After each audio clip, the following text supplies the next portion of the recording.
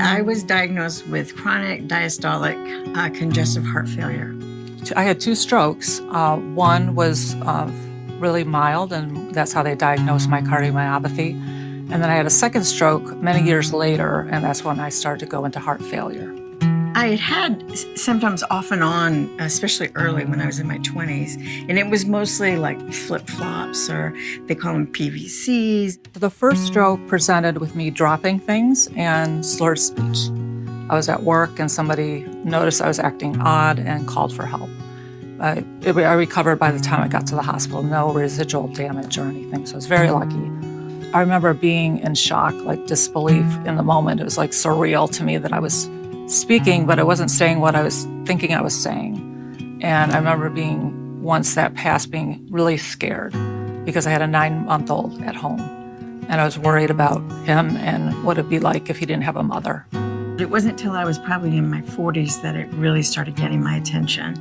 It wasn't like the typical, heart where men are like, oh, I can't breathe, or I'm having all kinds of pain. It was real unsettling, and I felt like I was car sick. The second stroke, I was completely paralyzed on the right side. Luckily, my son found me and knew what to do. He called for help, and I was able to get a thrombectomy, which is where they can go in and break up the clot. And that saved me from being, completely dysfunctional. What happened when my symptoms got worse is I basically ended up going to the emergency room, and they did all kinds of tests. Nothing showed. And so the next morning I woke up and I was having a lot of the palpitations, and this time I was having chest pain with it. So I ended up going to the emergency room again, and again they told me they did some tests that showed nothing. And so that happened 4 times in that 2-week period. And so finally I went back to my primary care and I said, something's wrong. Something is definitely wrong, and I think I need to see a cardiologist like now. I can't wait. I'm afraid I'm going to die. In January of 2021, they really told me that I needed to start thinking about going down to Boston and start getting to know the doctors down there for potentially a heart transplant. When I ended up going to a cardiologist, I told him, I said, I really need you to hear me. I have put up with this for a long time, and I go, something's not right. And I said, for whatever reason, the tests aren't showing it. He said, Deb, I take you very seriously, and we're going to check this out from top to bottom, because we're going to find out what's going on with your heart.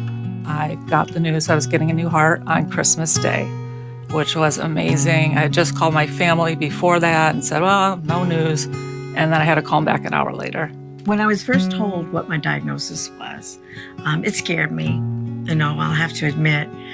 However, it was great relief because I finally knew what was going on. And the staff is wonderful where I go. They listen, they take me very seriously. And that's what it's all about, is getting the help that you need. I'm not as anxious anymore as I used to be about my situation. I've gone to therapy for that, and it's been very helpful. And I'm living my best life now.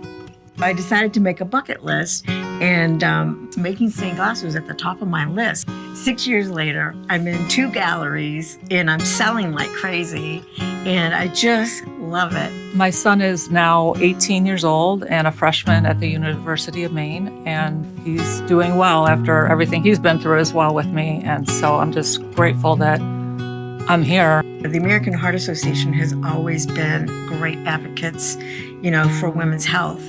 I think it's about empowerment and encouraging women to, speak up for themselves and find answers to their questions. And, it's a community of women supporting women, which is awesome. Let's go red together.